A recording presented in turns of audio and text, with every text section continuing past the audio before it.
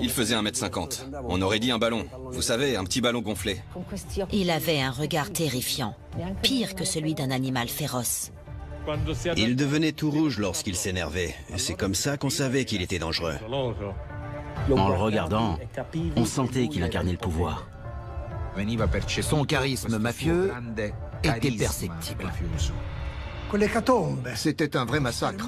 L'extermination de personnalités politiques notoires. Il a dit « Je te tuerai comme un chien ». Capo dei capi, ce n'est pas qu'une façon de parler.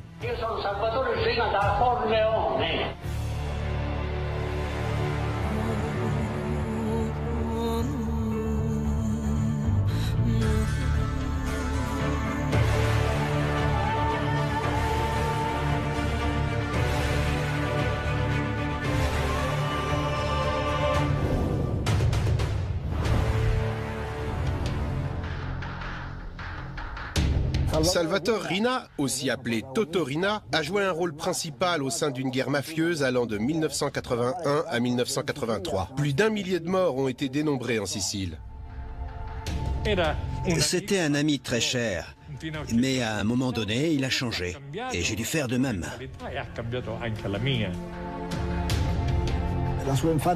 Son enfance a été marquée par un événement dramatique. Il n'avait que 13 ans lorsqu'une bombe américaine de la Seconde Guerre mondiale a explosé alors qu'il tentait de la désamorcer. Son père et son frère de 7 ans sont morts, tandis que son autre frère Gaetano et lui-même ont survécu.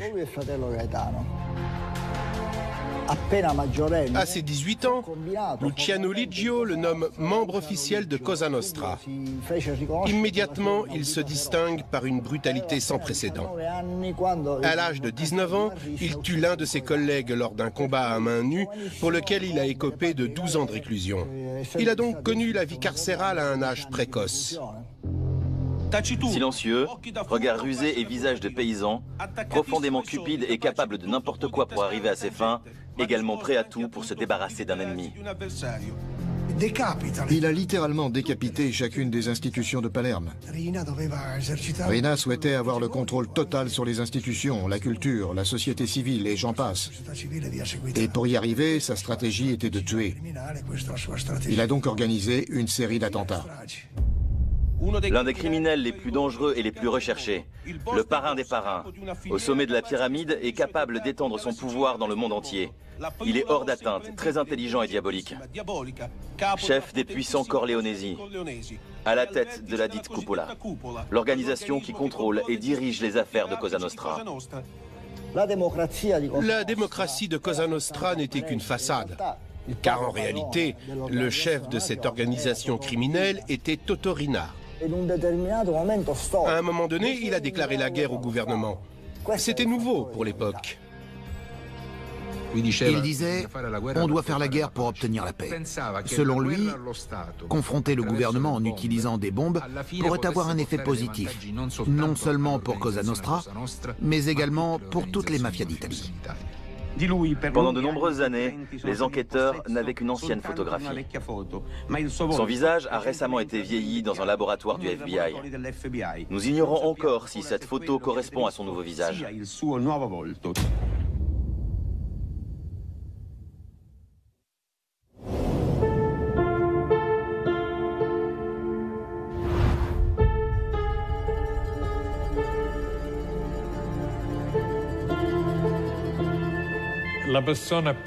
C'était l'homme le plus aimable du monde. Il était gentil avec moi et avec tout le monde. Il n'était pas vulgaire, il ne jurait pas. Quand il était en colère, il devenait tout rouge et c'est à ce moment qu'on savait qu'il devenait dangereux.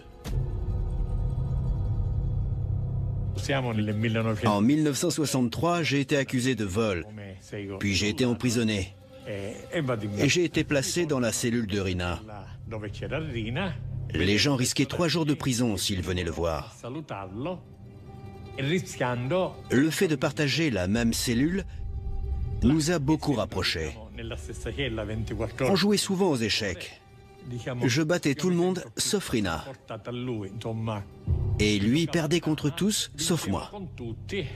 C'était très amusant. Je me moquais de lui gentiment. Mais j'ai des bons souvenirs avec Rina. Je dois le reconnaître.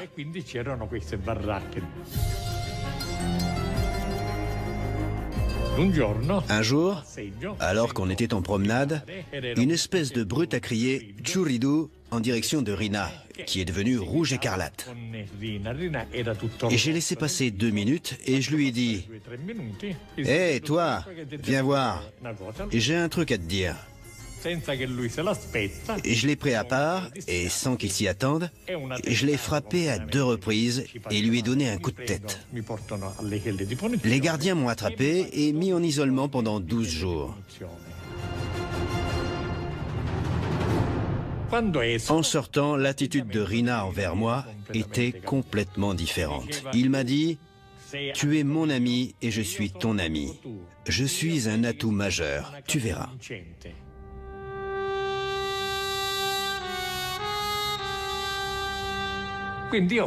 Quand je suis sorti de prison, j'ai appris qu'il était aussi libéré. Donc je l'ai cherché. Et je suis devenu membre officiel suite au rituel appelé la punchuta, la piqûre. Ils piquent votre doigt pour obtenir 2 gouttes de sang et vous donnent une image sainte. Ensuite, ils y mettent le feu et vous devez vous assurer qu'elle se consume. Par la suite, vous devez répéter « Devant cette image sainte, je jure que ma chair brûlera si jamais je trahis Cosa Nostra. »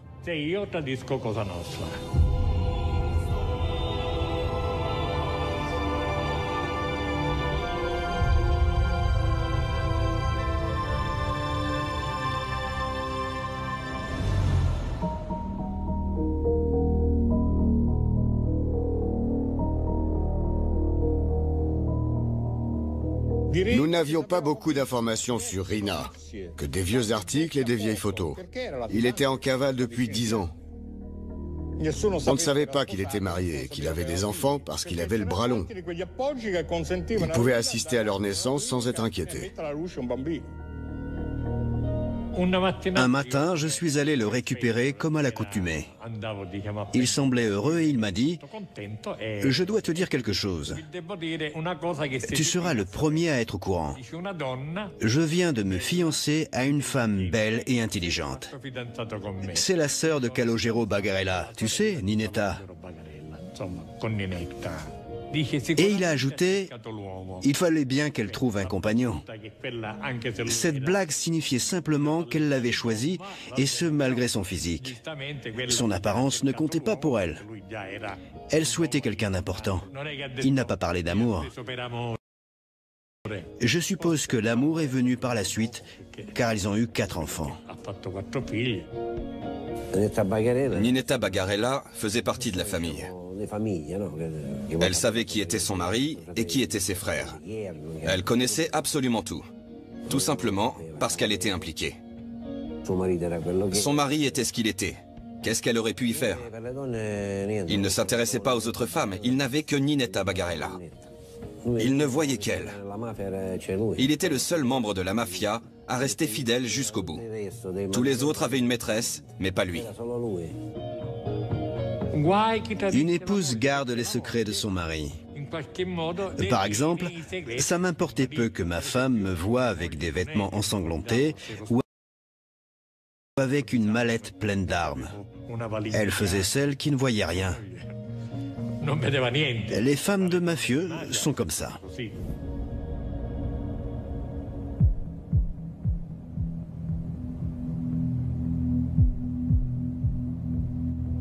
Le journal Il Venerdì della Repubblica m'avait mis sur un projet concernant la famille de Totorina. Je me suis donc rendue à Corleone. Je suis entrée dans une célèbre pâtisserie qui fait des gâteaux de fête. Je pensais y trouver les épouses de mafieux. Et je suis tombée sur Ninetta Bagarella, l'épouse de Rina et sa sœur. Une jeune fille s'est avancée vers moi et m'a demandé « Êtes-vous une artiste ?» J'ai dit oui, je suis photographe. Tout à coup, j'ai eu l'étrange sensation que tout le monde s'intéressait à elle. « Un café pour l'artiste », a-t-elle dit. Vous savez qui je suis? Je n'en avais aucune idée. C'était une jolie fille. Elle m'a dit qu'elle était la fille de Toto Riina et qu'elle souhaitait me présenter à ses cousins et à sa sœur. Je lui ai dit, vu que tu as été honnête, je vais l'être aussi. Je veux te prendre en photo. Elle a accepté. 10 jours plus tard, elle m'a appelé en me disant « Mon père a adoré les photos. Il les a accrochées dans le salon. Il vous remercie et il est à votre service. Si vous avez besoin de quoi que ce soit, vous pouvez l'appeler. » J'ai raccroché et je n'ai jamais rappelé. Elle m'a dit que son rêve était d'aller aux États-Unis, à New York, pour devenir artiste peintre. Mais elle ne pouvait pas à cause de son père. Un père pareil était un véritable frein. Je me suis mise à sa place et je me suis imaginée être la fille d'un homme comme lui. C'est une punition atroce. Qu'est-ce que vous héritez de ce genre de famille? Une mère qui passe sa vie sous silence et un père criminel. Où était sa place dans tout ça? C'était un père aimant. Ses enfants l'adoraient. Il parvenait toujours à justifier ses agissements. Pour eux, faire partie de la mafia était une bonne chose, parce que nous aidions les pauvres et les faibles. À cette époque, la mafia n'était pas cruelle, mais Riina a changé ça. Et avec lui, la mafia a mué. Il m'a dit que l'argent ne l'intéressait pas, parce qu'il avait d'autres idées.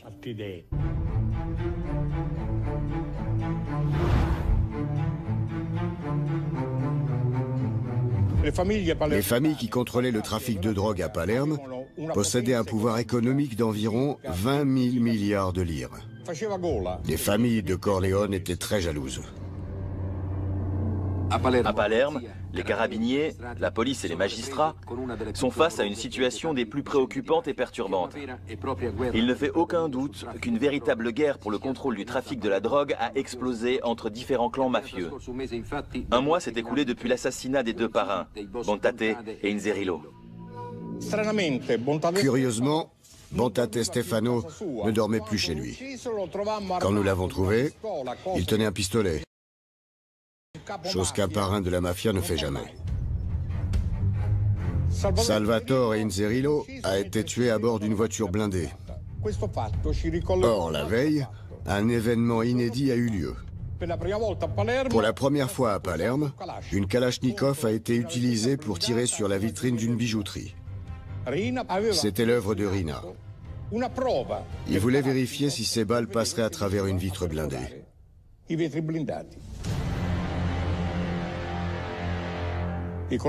Les habitants de Corleone occupaient la ville.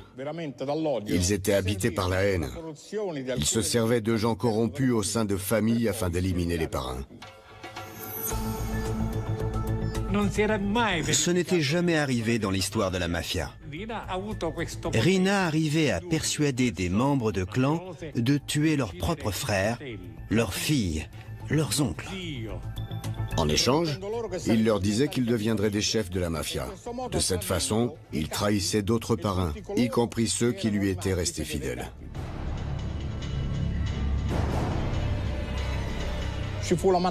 Palerme est devenue la ville des attentats. Il y avait un homicide par jour, 300 homicides par an. Il faisait les gros titres des journaux. Le nombre de tués était inscrit en rouge. 101, 102, 103. Riina a inventé un rituel selon lequel des gens se feraient étrangler après avoir dîné. Il informait les personnes de son choix de la réunion et du dîner. Les convives savaient ce qui allait se passer. Les victimes étaient choisies au préalable, on les suivait avec une corde et c'était fini.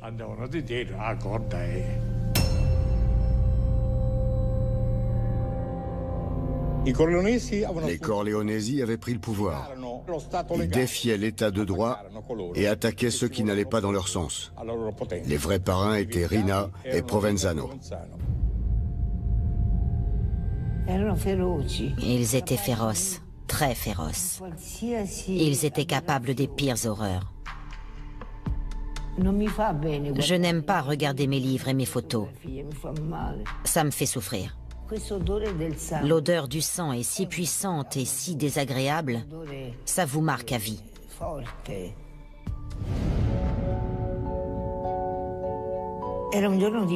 Nous étions en période de vacances à l'Épiphanie. Nous sommes arrivés après les tueurs, alors que des gens sortaient le blessé de la voiture.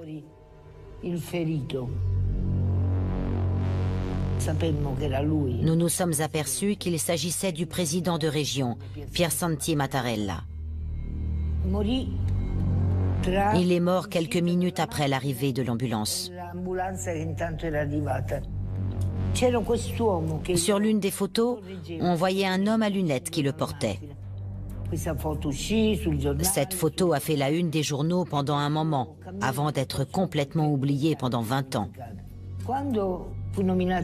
Lorsque le nouveau président de la République d'Italie a été élu, cette photo a pris un nouveau sens. Notre président était ce jeune homme dont le frère avait été tué. Mes collègues photographes et moi avons été jetés en pâture à une ville assiégée. Rocco Chinichi, chef du bureau d'inspection et responsable de la lutte anti-mafia, a été tué. Ces images ressemblent plus à une attaque de guérilla urbaine qu'à une embuscade classique de la mafia. Une guerre a commencé. C'est un massacre qui a des allures d'attaque terroriste au Liban, dans lesquelles les voitures blindées et leurs escortes ne font aucune différence. La scène de crime était une véritable vision d'horreur. La presse titrait « Palerme est devenu Beyrouth ». C'était la première fois qu'un explosif était utilisé pour tuer un représentant politique. Mai 1992, la violence atteint son paroxysme. Une explosion détruit l'autoroute entre Palerme et Capaci. Riina a décidé de s'attaquer directement au gouvernement.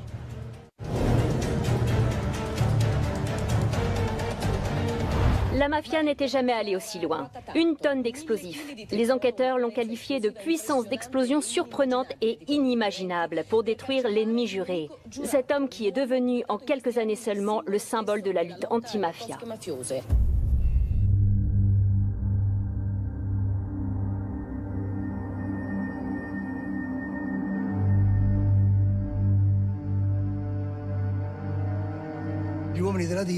Les hommes du département d'investigation anti-mafia ont entendu une conversation sur ce que ces hommes appelaient la tentatuni, la grande attaque. Leur principal ennemi, Giovanni Falcone, venait de mourir. Falcone avait démontré que la mafia n'était pas invincible. Il avait rassemblé assez de preuves pour les traduire en justice et les faire condamner. Cette attaque contre le cœur même de l'État était une déclaration de guerre. C'était évident.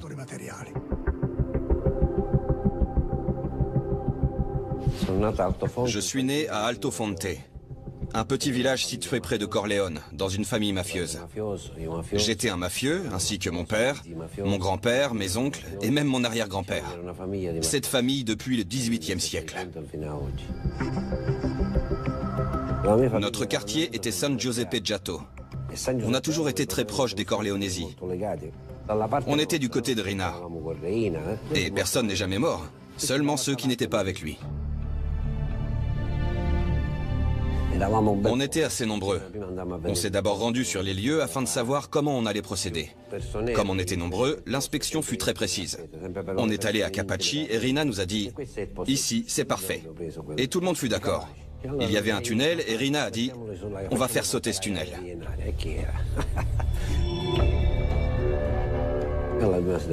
Mais on devait vérifier que ça fonctionnerait. J'ai fait le test avec une voiture, une Lancia intégrale blanche. Je devais rouler à 160 km/h exactement, comme la voiture qui transportait la cible. Santino Di Matteo a dit avoir placé l'explosif sous l'autoroute dans un tunnel depuis l'aéroport de Palerme en utilisant un skateboard.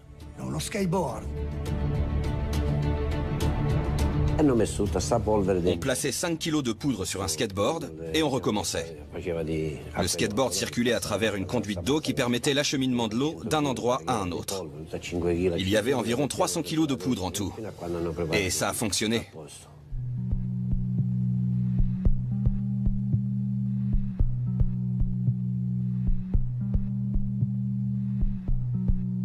Je ne me suis jamais considérée comme la veuve Montinaro. Je suis Tina Montinaro, la femme d'Antonio. À seulement 24 ans, Antonio avait déjà pris de bonnes décisions dans sa vie. Fonder une famille et escorter Giovanni Falcone. Il disait « Je mets ma vie en danger pour sauver la sienne ».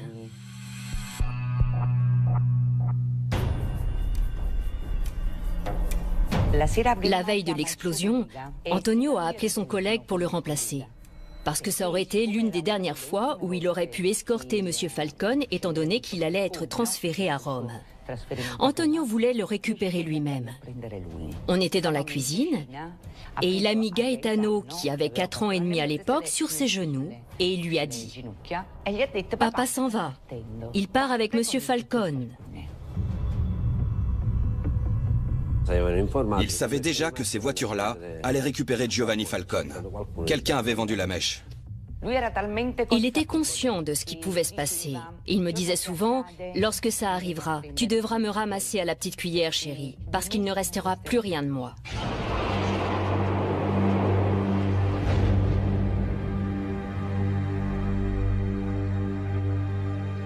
La Fiat Croma marron qui transportait les 3 gardes du corps, Antonio Montinaro, Vito Schifani et Rocco Di Cillo, était la première à ouvrir la marche et la première à exploser. Elle a été propulsée à 200 mètres du sol jusqu'à atteindre la cime des arbres. Et en effet, il ne restait plus grand-chose de mon mari. Tout ce que j'ai pu reconnaître, c'était une main parce qu'il avait la mauvaise habitude de se ronger les ongles. Et aussi parce que ses doigts étaient croisés. Il croisait toujours les doigts lorsqu'il conduisait sur l'autoroute. Ils ont porté un toast en l'honneur de Totorina. Comme s'ils avaient fait quelque chose de bien. Mais pour moi, ce n'était pas bien. Pourquoi je devrais porter un toast pour ça?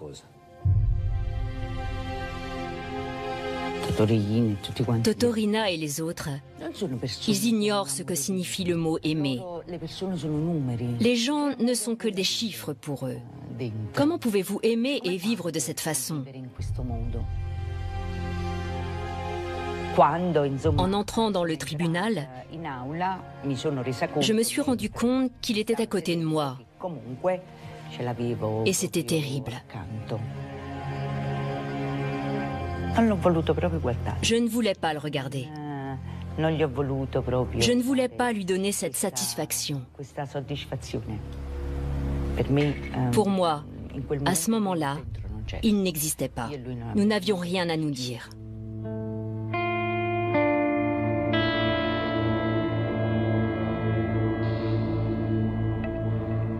Il avait l'habitude de dire « fais-le quoi qu'il en coûte », peu importe qu'il s'agisse de femmes ou d'enfants. Rina a gâché la vie de tous ceux qui étaient autour de lui, tous sans exception. C'est un moment que je n'oublierai jamais. Santino Di Matteo a parlé de la Tentatoni. Ça a été extrêmement important. C'est indéniable. Et peu de temps après, Cosa Nostra a kidnappé le fils de Santino Di Matteo parce que celui-ci avait retourné sa veste en devenant un informateur. J'étais au département d'investigation anti-mafia quand les agents m'ont appris que Cosa Nostra avait capturé mon fils dans un centre équestre. Ils étaient habillés en policiers et lui ont dit qu'ils le ramèneraient auprès de moi. Ils ont kidnappé mon fils pour me faire taire, mais je ne l'ai pas fait. J'ai continué parce que je sais comment ça marche dans ce milieu. Quand on kidnappe quelqu'un, personne ne revient. Les enfants ne reviennent pas, et les femmes non plus.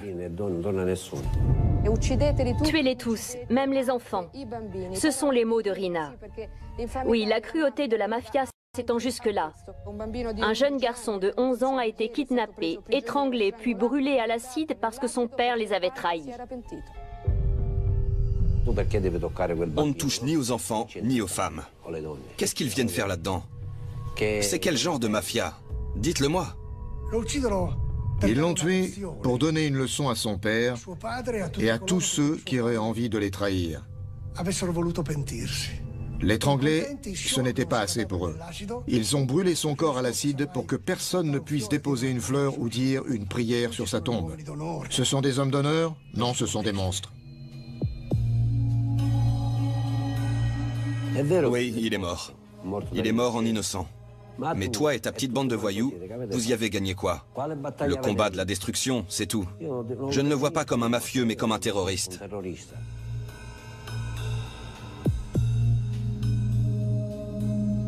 Peu de temps après tous ces attentats, nous avons commencé à vivre dans l'inquiétude, pour ne pas dire dans la peur constante. Tout le monde essayait, malgré tout, de garder la tête haute. On ne voulait pas qu'ils nous voient accablés et terrifiés. On ne pouvait pas s'apitoyer sur notre sort.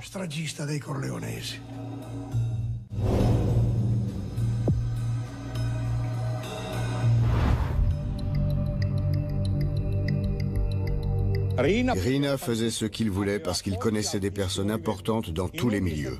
Parfois, c'était des gens qui lui avaient demandé une faveur. Il pouvait ainsi les faire chanter. Il avait en quelque sorte un pouvoir sur eux. C'est lorsqu'il a réalisé que ses amis étaient des traîtres et des assassins qu'il a eu peur de se faire tuer. Les meilleurs amis de Riina ont tous été tués sur ses ordres. Traquer un fantôme, c'est très difficile. Ce genre d'individu se déplace constamment. Plus personne ne le connaît et un cercle très fermé de fidèles le protège. Connaître sa position était assez compliqué. Lorsqu'on était en voiture, il me rappelait souvent de ne jamais dire où je me rendais et qui je croisais. Il me disait « Mutolo, une fois que tu me déposes, moi je bouge. Il pourrait y avoir quelqu'un qui en voudrait après moi. Il te kidnappera, te torturera pour que tu leur dises où je suis. Mais je serai déjà loin. »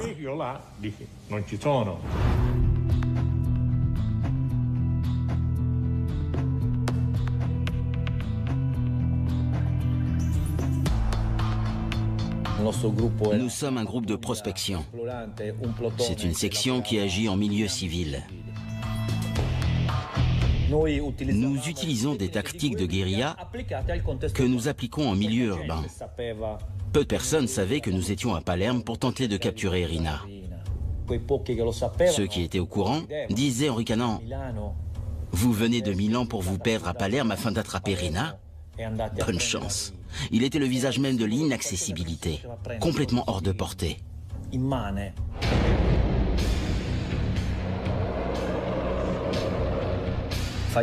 Pour nous, Falcone était le symbole de la lutte anti-mafia. Il a été tué en mai et en juin, nous étions prêts. D'après nos recherches, nous savions que nos cibles étaient 3 personnes originaires de Palerme liées à la mafia. Le nom Sansone est alors apparu au cours de nos enquêtes. Les Sansone étaient des entrepreneurs et avaient une propriété à Via Bernini.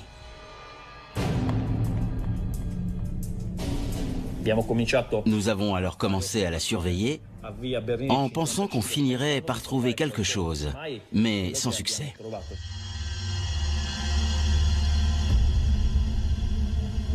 Le commandant régional des carabiniers du Piémont m'a appelé.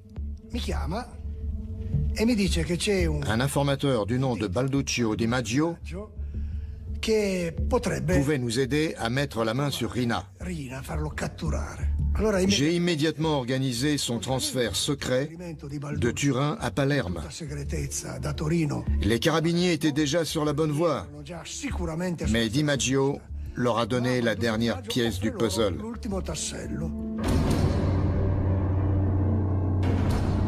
Di Maggio a avoué être le chauffeur de Riina.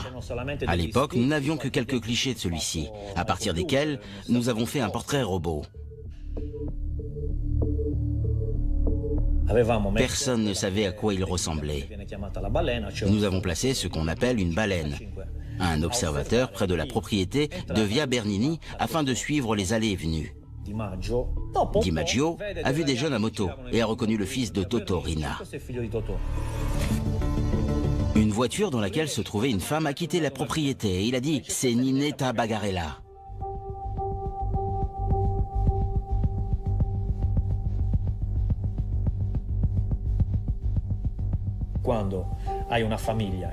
Lorsque vous avez une famille et que vous êtes en cavale, votre femme reste à vos côtés. Le lendemain, nous nous sommes dispersés pour couvrir la zone et les issues de secours. À environ 8 heures, nous avons vu une Citroën. Et dès qu'elle est entrée dans la propriété, Di Maggio a dit « C'est Biondino ». Nous savions que Biondino Salvatore était le chef du quartier. 10 minutes plus tard, Biondino est descendu de la voiture avec un passager que Di Maggio identifia. C'était Rina. Nous les avons pris en filature et nous avons bloqué leur voiture. J'ai sorti Biondino pendant que Vincengo et Ultimo s'occupaient de Rina. Ça ne nous a pris que 10 minutes pour arriver au poste, mais j'ai eu l'impression que j'avais mis 5 ans. Les carabiniers m'ont emmené dans une salle où se trouvait Rina. Il se tenait sous le portrait du général Dalla Chiesa.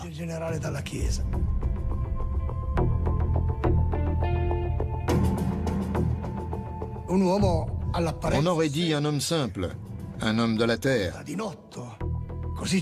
En tout cas, c'était l'image qu'il essayait de renvoyer. Mais en le regardant de plus près, il avait quelque chose de très dérangeant. Je lui ai demandé s'il avait quelque chose à dire. Il a simplement répondu qu'il voulait être transféré en prison aussi vite que possible. Biondino, qui était à 20 mètres de lui, a commencé à s'agiter et à parler fort. Totorina s'est retourné et l'a regardé. Biondino a instantanément baissé les yeux, puis il s'est assis. Il n'a plus lâché un mot ce jour-là. On sentait le genre de pouvoir qui émanait de cet homme.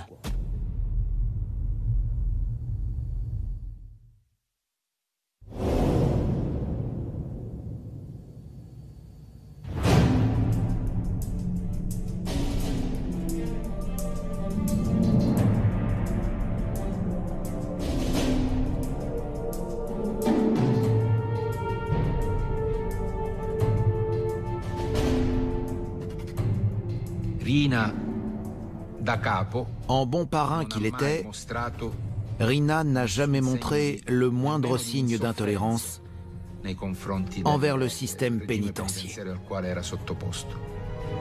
Il restait un parrain de la mafia en toutes circonstances.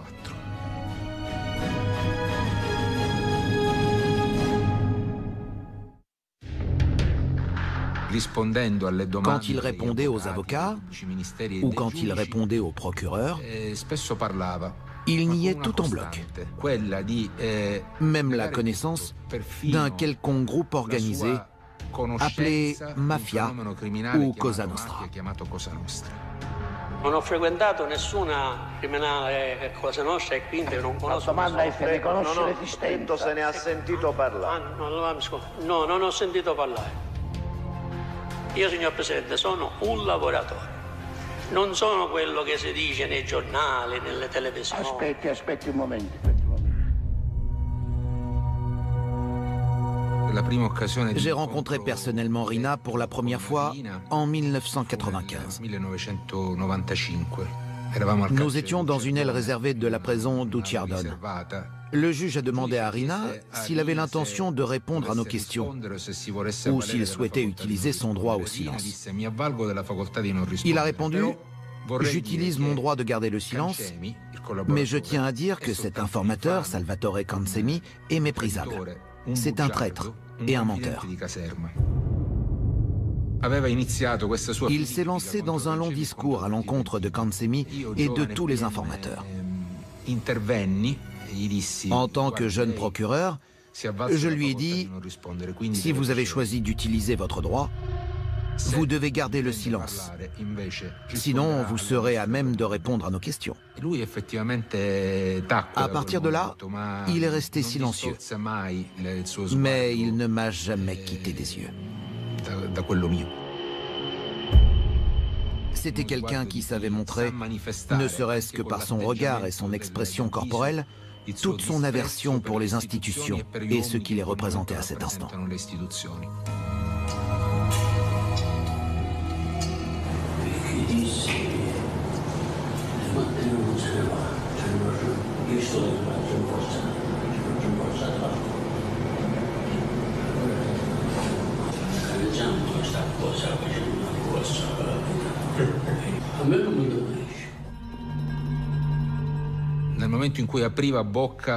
Totorina n'a jamais oublié qu'à chaque fois qu'il s'exprimait, il devait montrer qu'il était le parrain de Cosa Nostra, surtout à ceux qui lui étaient proches.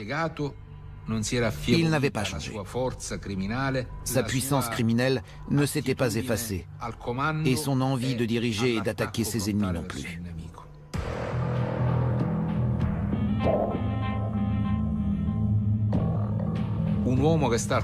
Selon l'article 41 bis du régime pénitentiaire, un détenu a les mêmes besoins que tout un chacun. Parler et se confier à autrui. Et les enquêteurs ont alors enregistré ces conversations lorsqu'il était en promenade, en pensant qu'il parlerait avec plus de liberté. Et ça a été le cas.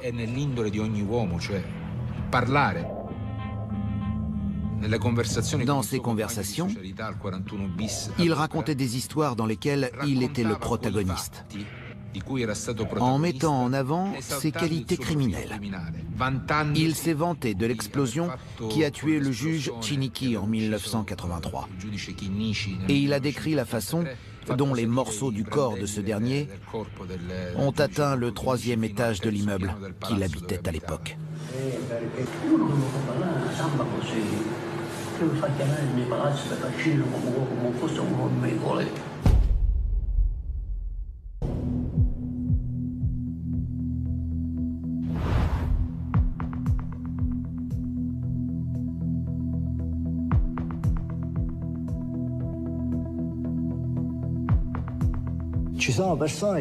Certaines personnes n'ont aucun respect pour la vie humaine et sont prêtes à tuer pour peu. Ces personnes génèrent de la peur. Cette force repose uniquement sur son mépris de l'existence humaine. Signorina, io sono il procuratore della Repubblica, il dottore Laghi, e noi siamo venuti oggi a sentirla. La première fois que je l'ai vu, il avait près de 80 ans. Il ressentait le besoin de dialoguer avec le gouvernement. Il espérait obtenir quelques avantages en prison. Sono vecchio, mi si manda da qualche montagna a gesta domiciliare, abbiatemi in considerazione delle mie sofferenze. Il avait encore l'esprit vif.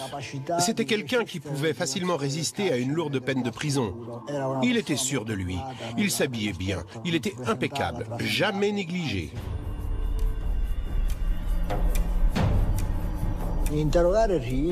Interroger Rina a été très émouvant pour moi.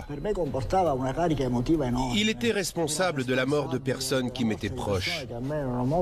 Je veux bien sûr parler de Giovanni Falcone. Cet homme a tenu ma fille dans ses bras. À chaque fois que je le regardais, de terribles images de corps mutilés me venaient à l'esprit. J'essayais de me contenir et de rester le procureur de la République qui ne se laissait pas influencer par les événements. Ce fut un moment très difficile pour moi.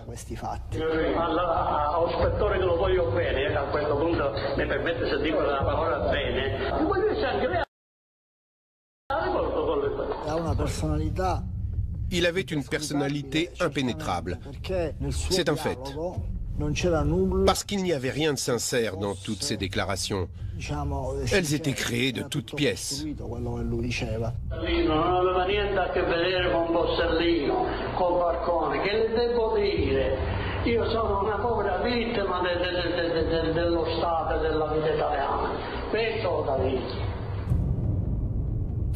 Une seule fois, j'ai cru voir une once d'honnêteté en lui.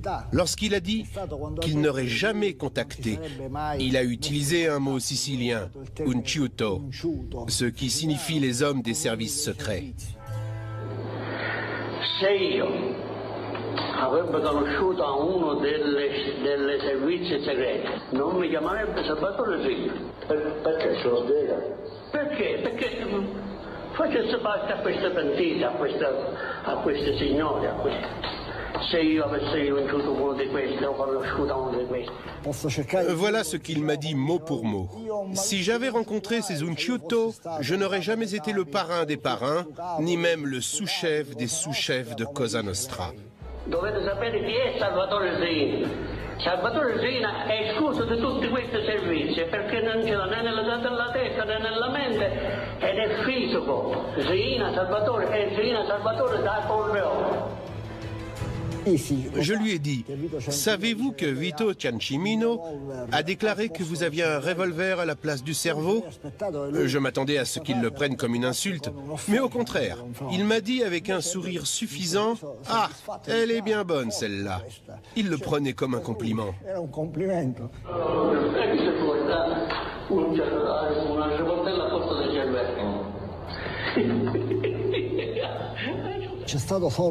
Il y a eu un moment de friction pendant l'interrogatoire. À un moment, j'ai cru qu'il allait m'attaquer, en me disant « Pourquoi vous me posez cette question? Ignorez-vous que vous ne devez pas me poser de questions sur Cosa Nostra ?» La prego di non mi fare questa domanda. Io se faccio parte a Cosa Nostra, o sono capo dei capi, o sottocapo dei sottocapi, io non sono tenuto a dirlo né a lei né a nessuno. En fait, pour la première fois et sans doute la dernière, il a agi en tant que chef de l'organisation. Il ne fallait pas se laisser berner par son apparence simpliste. Derrière ce petit personnage illettré, je n'ai décelé aucun signe de remords. C'était un traditionnaliste. Rina était l'emblème du conformisme de Cosa Nostra. Io sono un uomo che vivo per i fatti miei. Io sono Salvatore Zina da Corleone e vi faccio i cacciarati. Toto Riina est mort. Le parrain de la mafia est mort à 3h37 du matin à la prison de Parme. Il était dans le coma après 2 interventions chirurgicales.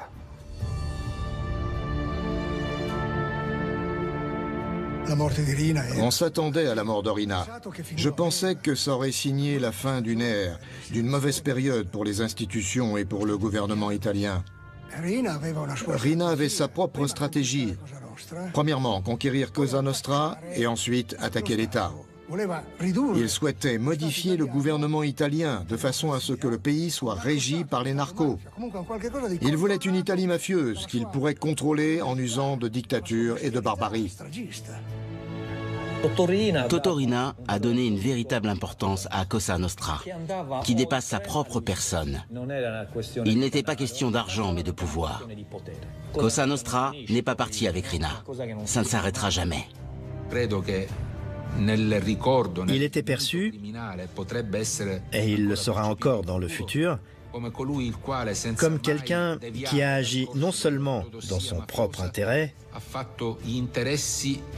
mais aussi dans celui de Cosa Nostra, sans s'écarter de la tradition de la mafia. D'un point de vue criminel, il y a des chances que d'autres membres de la mafia l'imitent, car ils le considèrent comme un héros. On se souviendra de Riina comme de l'un des criminels les plus dangereux de l'histoire.